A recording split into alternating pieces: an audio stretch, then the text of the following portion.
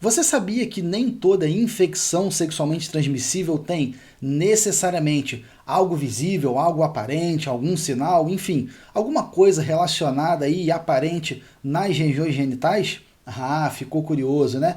Então depois da vinheta, bora!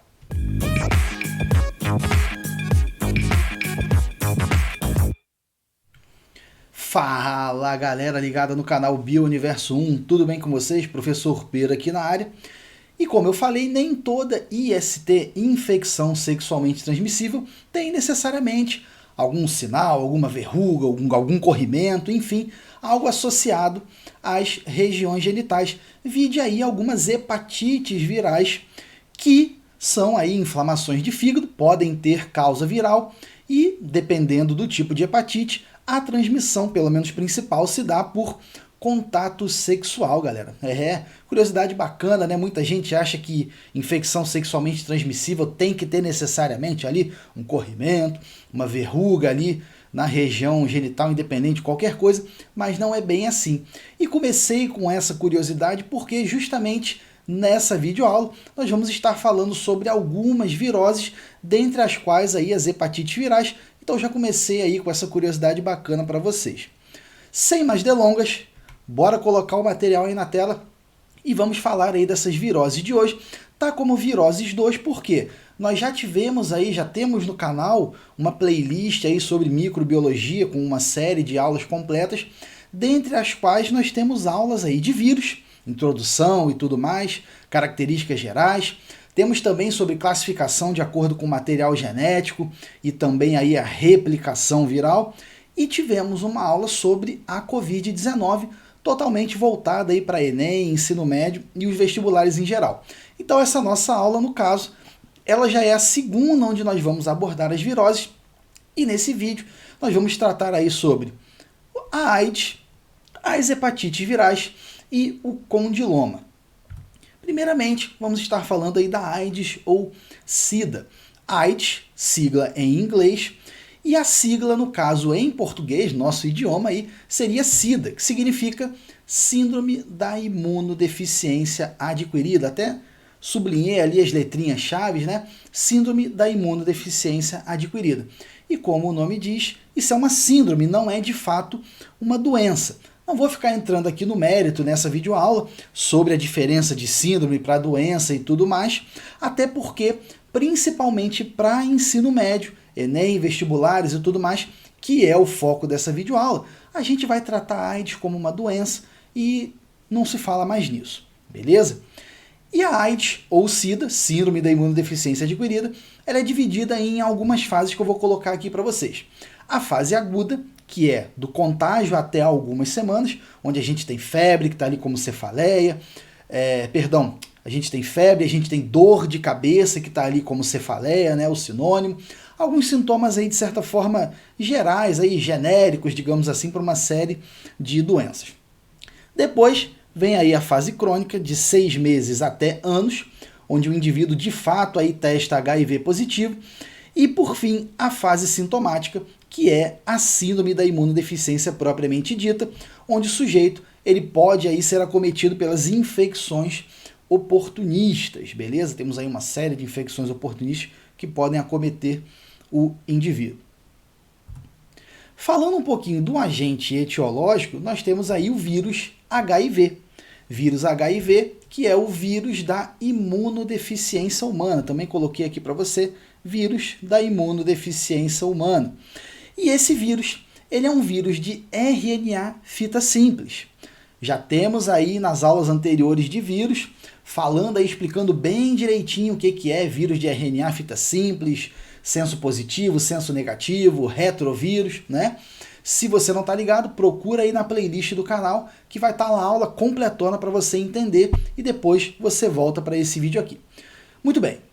O vírus HIV, ele é um vírus de RNA fita simples, aí fita simples, por isso FS, ou poderia estar também, ao invés de RNA fita S, poderia estar Simple Strain, ssRNA. Simple Strain, em inglês, significa fita simples, mas mesmo traduzindo para o nosso português, alguns autores, vários materiais usam essa denominação aí, SS para fita simples e DS double strain para fita dupla, ao invés de FS fita simples e FD fita dupla.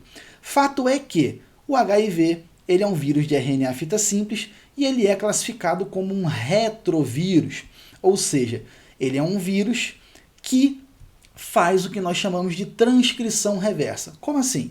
Já expliquei isso em aulas anteriores, mas vamos recapitular aqui, sempre dando aquela moral, aquela força para você. A transcrição comum, digamos assim, é DNA formando RNA.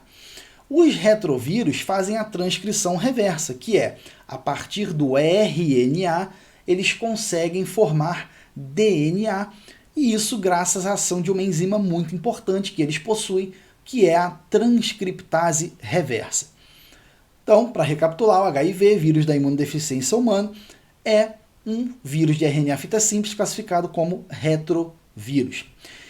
E esse vírus, ele tem aí predileção, ele gosta muito, ele tem uma preferência por células do nosso sistema imune, que são os linfócitos T CD4, aqueles linfócitos T helpers, galera. Isso aí a gente vê mais com detalhes na parte de imunologia e tudo mais, porém, só para vocês saberem, é importante saber, preferencialmente o HIV ele infecta esses linfócitos TCD4 e quando o indivíduo está manifestando lá de fato a síndrome, essa queda dos linfócitos TCD4 vai ser muito acentuada. E aí é que está o problema. Por quê? Vamos lá. Na nossa primeira linha de defesa, vamos pegar aí o macrófago lá fagocita e apresenta o antígeno para o linfócito TCD4. O linfócito TCD4, recebendo essa informação aí, essa apresentação de antígeno, ele estimula os linfócitos TCD8, que vão de fato, digamos, agredir aquele agente infeccioso no intuito de combater a infecção, e vão estimular também os linfócitos B, que produzem anticorpos e podem se diferenciar aí ainda os linfócitos B em uma linhagem celular chamada de plasmócitos. E esses plasmócitos também produzem aí e secretam anticorpos. Ou seja, olha que papel importante o linfócito TCD4 tem na nossa resposta imune. E o HIV justamente vai lá e dá-lhe uma derrubada bacana lá nos nossos linfócitos TCD4. Então prejudica toda a nossa resposta imune. E é por isso, por essa redução tão acentuada na imunidade, que o indivíduo ele acaba contraindo aí infecções oportunistas e pode vir a óbito. Ou seja, ninguém, na verdade, morre de AIDS. O que, professor? Como assim? É isso mesmo. De AIDS em si, ninguém morre. Você morre das infecções oportunistas. Considerando aí um cenário hipotético, você pegou o indivíduo HIV positivo, isolou ele do contato com qualquer outro patógeno, de qualquer outro agente causador de doença. Ele não morreria, mesmo com a imunidade lá embaixo. Porque o que vai acabar matando o indivíduo são as infecções oportunistas. Ele pega uma infecção qualquer, que ele combateria de boaça, mas como a imunidade dele está lá embaixo, ele acaba não conseguindo atuar contra uma infecçãozinha qualquer e ele acaba morrendo das mais variadas causas aí, né, pessoal? A gente tem uma aí, dentre as que são conhecidas, chamada de sarcoma de Kaposi, erupções aí na pele do indivíduo, né? Um tipo de câncer de pele, muito comum em indivíduos que já estão manifestando aí a síndrome da imunodeficiência, dentre vários exemplos, mas só para citar o sarcoma de Kaposi. Show? Estou até colocando aqui na observação, né, a questão da imunidade baixa e o indivíduo não consegue combater, e aí fica aí para você tomar nota. A transmissão, eu acredito que todo mundo já esteja, de certa forma, ligado, né? Mas vamos passar com certeza a transmissão do HIV. Atrito sexual, né? Já que é uma IST, infecção sexualmente transmissível, o contato sexual pode transmitir aí o vírus HIV, e também o sêmen, aquele fluido pré-seminal e os fluidos vaginais também podem acabar transmitindo o vírus HIV para o indivíduo. A transfusão sanguínea, as seringas e materiais cirúrgicos, né, galera? Se compartilhamento de seringas é completamente inadequado, ou reaproveitamento de seringas, né? Os materiais cirúrgicos devem ser, com certeza, aí, devidamente esterilizados, no intuito de evitar um problema aí de contaminação, né? O sangue que vai lá, do indivíduo que doou sangue, tem que ser testado para ver se não está com nenhum problema, enfim. Então aí as formas de transmissão mais comuns. Temos também aí, além disso, a transmissão vertical da mãe para o filho. Toda vez que você vê transmissão vertical, leia-se da mãe para o filho. E essa transmissão, no caso do HIV, ela pode ser durante a gestação, durante o parto e durante a amamentação. E aí tem algumas situações aí que podem ser feitas no intuito de tentar, pelo menos, minimizar a chance do bebê ter. Por exemplo, no caso do parto, vai se recomendar uma cesariana, beleza? Para que minimize a possibilidade aí da contaminação do bebê. No caso, no que diz respeito à amamentação, vai se recomendar que aquela mãe soropositiva, né, ou seja, que tem o HIV, que ela não amamente a criança, beleza?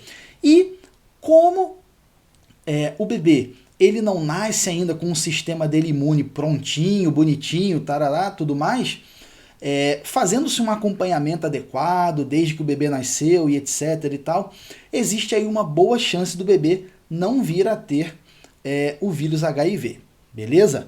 Então falamos aí da transmissão e também muito importante, né, galera, a prevenção. Como é uma IST, o uso de preservativos é extremamente importante no que diz respeito à prevenção da AIDS. Esterilização de materiais, como já até falei, né? Os materiais cirúrgicos, também não reaproveitar e nem compartilhar seringas, né, pessoal? Isso daí se falava muito em relação à questão do uso de drogas, principalmente voltando lá para a década de 90, né? Pessoas usando drogas, compartilhando seringas, e se um estava contaminado, podia acabar passando para o outro, né? Apesar do que o vírus HIV, ele vive, entre aspas, né? A partícula, ela, uma vez no ambiente, ela dura muito pouco tempo, ela tem muito pouco tempo de viabilidade. Mas, se o indivíduo mal acabou de usar uma seringa e compartilhou com o outro, pode acontecer, né, pessoal? E não vamos dar chance para o azar, é aquilo, né? Então não compartilhe as seringas. E coquetéis, que hoje em dia também temos coquetéis que atuam como prevenção. Ué, professor, mas esses coquetéis, eles não são, na verdade, parte aí, não fazem parte do tratamento? Sim, mas nós já temos há algum tempo coquetéis que são usados aí na prevenção e já caíram até em prova de vestibular, que são o que nós chamamos aí de PrEP e de PEP. Vou falar para vocês rapidamente o que é um e o que é outro. Né? Nós temos aí o PrEP e o PEP. O PrEP, profilaxia, pré-exposição. E o PEP, profilaxia, pós-exposição. Então, primeiramente, o que é o PrEP? Né? Tem ali um esqueminha do governo de algum estado, que agora eu não consigo me lembrar qual foi, mas depois qualquer coisa vocês deem uma olhada. Mas está aqui, o que é o PrEP? Profilaxia pré-exposição. É um coquetel que você vai tomar se você tem alguma atividade ou se você está, por algum motivo, mais sujeito à contaminação pelo vírus HIV. Por exemplo, profissionais do sexo, que são pessoas que estão mais sujeitas aí a estarem expostas, a serem expostas ao vírus. E aí, essa pessoa, ela faz uso desse coquetel que é o PrEP, beleza? Lembrando que não substitui o uso de camisinha de maneira alguma, mas a pessoa faz esse uso aí diário desse coquetel. E uma curiosidade é que ele leva aí de 7 a 21 dias, basicamente 7 dias para começar a fazer efeito no indivíduo do sexo masculino e em torno de 21 para começar a fazer efeito no indivíduo do sexo feminino. Tá aí o PrEP, profilaxia pré-exposição. Ó, lembra? Pré, tipo pré-vestibular. É algo que você faz, uma preparação que você faz antes do vestibular. Então, o PrEP, profilaxia pré-exposição.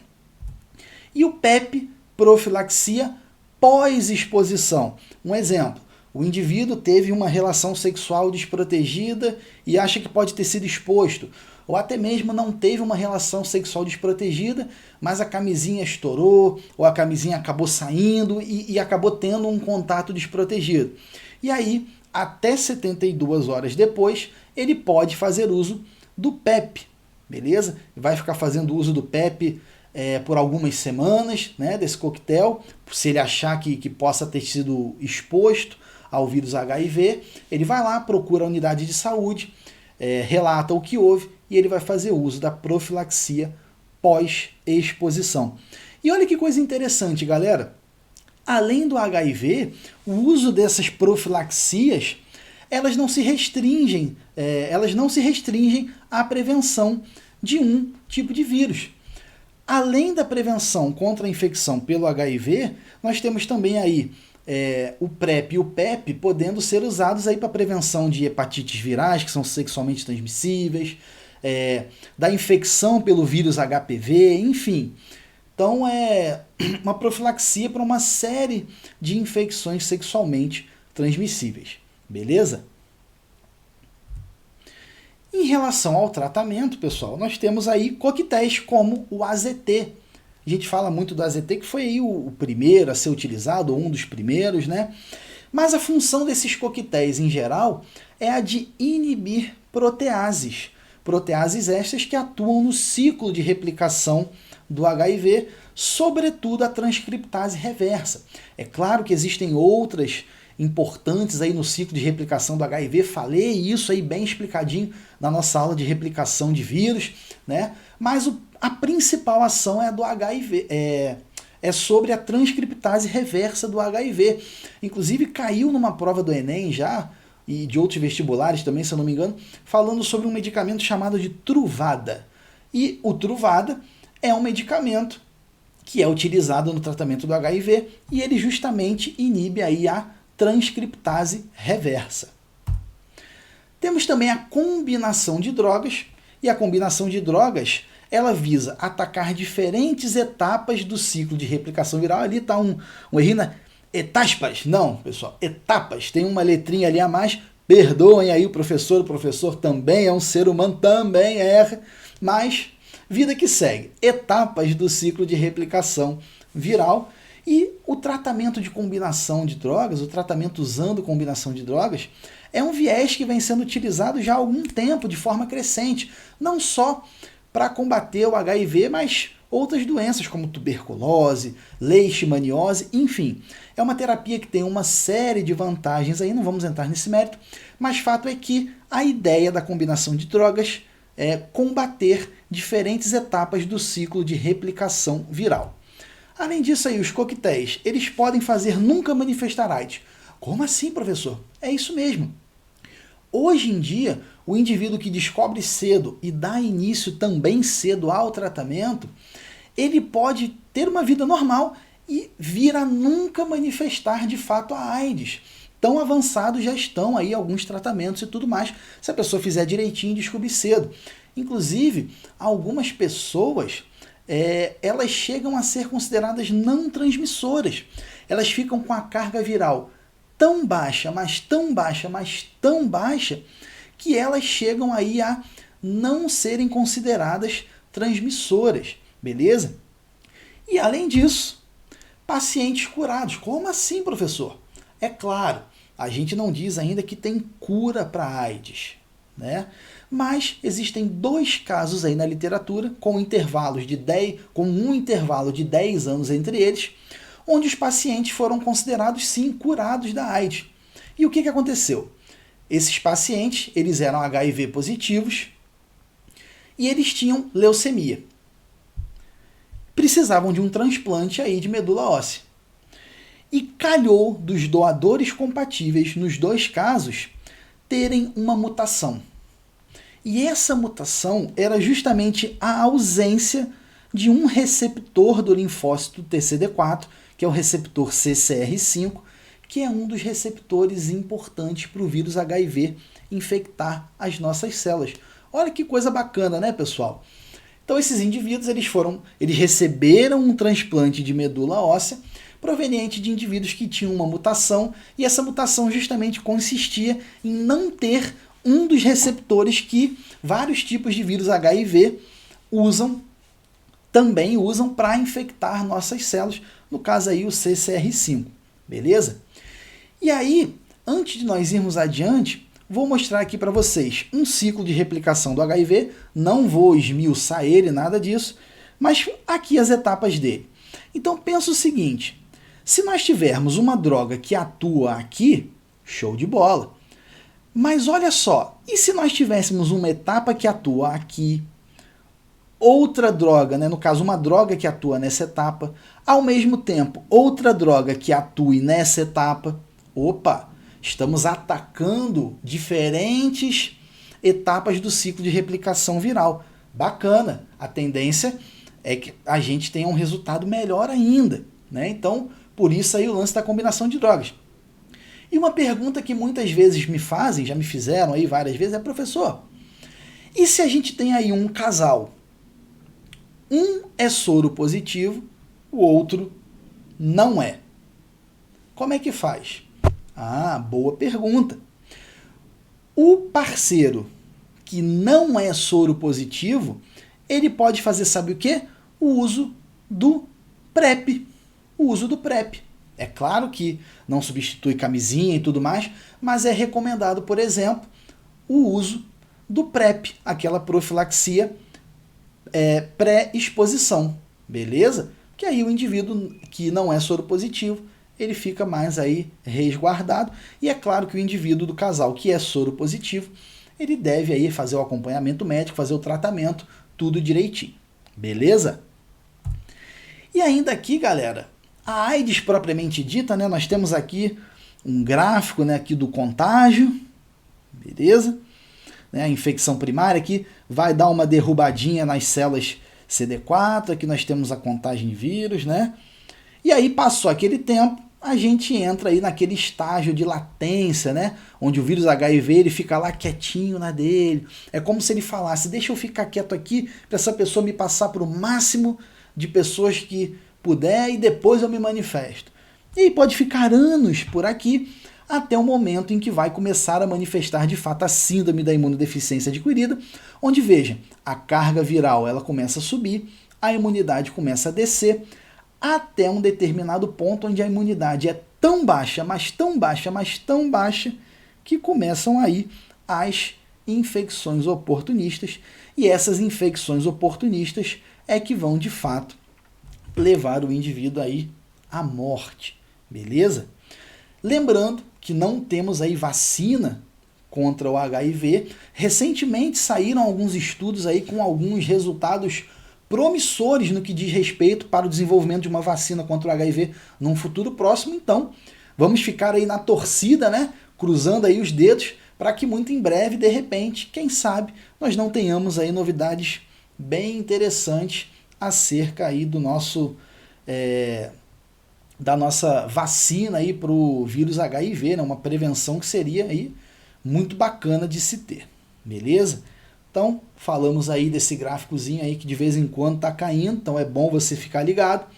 E antes de passarmos adiante, só fazer aqui um breve comentário sobre diagnóstico do HIV, pessoal. Não vejo ficar caindo diagnóstico em prova, mas as técnicas aí mais utilizadas aí já há um bom tempo são os testes de ELISA e Western blotting, e além disso também pode-se usar aí o PCR, reação em cadeia da polimerase, que é capaz de detectar o vírus HIV até mesmo em baixas quantidades, em baixas concentrações no nosso organismo. E, dito isso, agora sim a gente vai passar adiante, vamos falar um pouquinho agora sobre as hepatites virais, pessoal.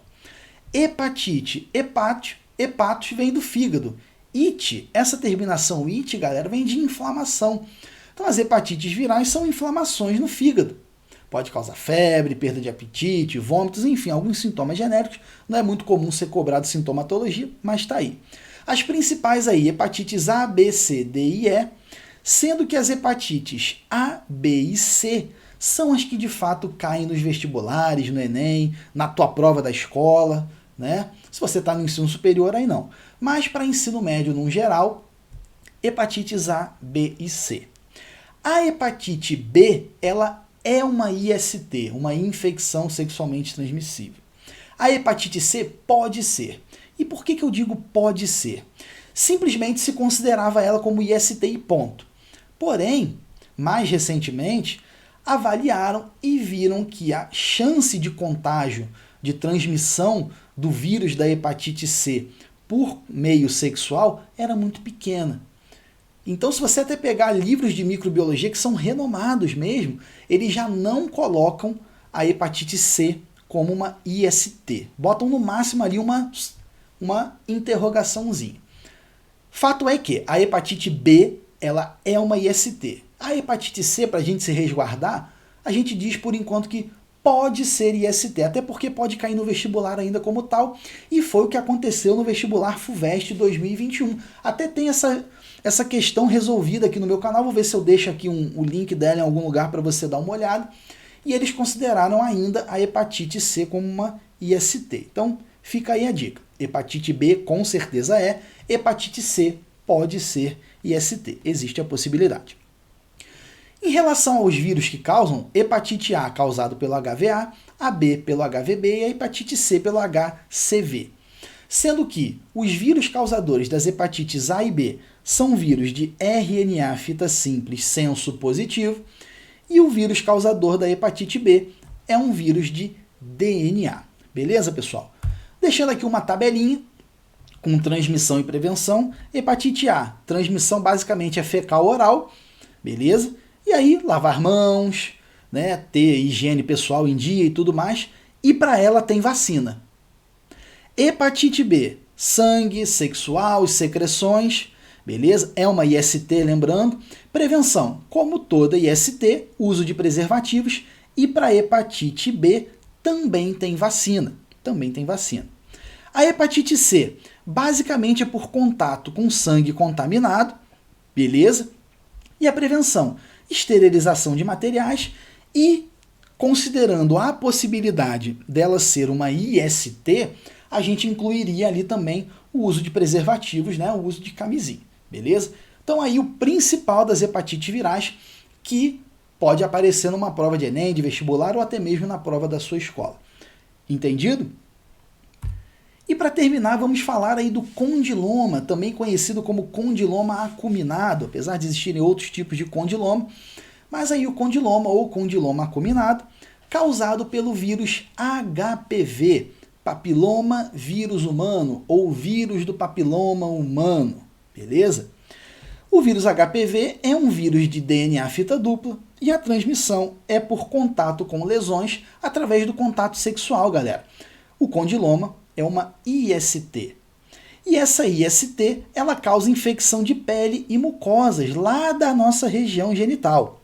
E essa infecção de pele e mucosas na região genital acaba fazendo aí aparecer verrugas na região genital. Inclusive, volta aqui para mim. Dá uma olhada aqui nessas imagens aqui que estão em algum lugar, apontei para algum lugar, mas não me lembro exatamente agora onde eu vou colocar isso aí, onde eu coloquei isso aí, mas olha só que situação, galera. E às vezes você pode pensar, ai professor, que coisa, botar essas figuras e tudo mais. Mas a ideia não é assustar, não é deixar ninguém com nojo, não é nada disso. É só mostrar como essas coisas são sérias, galera, né? Como uma infecção sexualmente transmissível, ela pode ser séria, beleza? Então, voltando ali para a nossa apresentação, falamos aí do vírus, transmissão é uma IST, né? Infecção aí de pele e mucosa da região genital e aparecem aí verrugas na região genital.